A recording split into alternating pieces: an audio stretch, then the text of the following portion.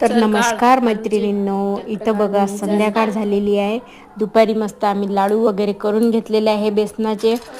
आणि प्रतीकला मी बोलली होती की प्रतीक, तुला मी मस्त म्हणजे 2-3 दिवसांनी नागपंचमी आहे, तर नागपंचमीला लाडू करेल. तर तो बोलला की नाही नाही आई, मला आजच पाहिजे लाडू.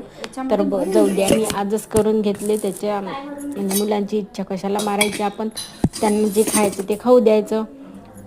तर आपलं पण तसंच असते, आपल्याला जे खावं असं वाटलं ते आपल्याला तेव्हाच खावं वाटते.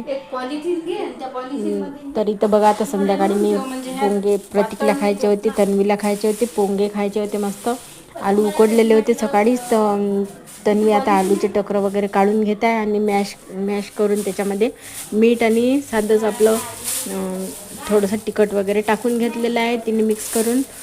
आणि ते आलू पोंगे खाणार आहेत. आणि मी इथे मस्त थोड्याशा कुरवड्या पण तळून घेतलेल्या आहेत जेवणासोबत खाण्यासाठी. आणि पिठलं करून घेतलं थोडंसं, सकाळच्या चपात्या आणि भात होता म्हणून.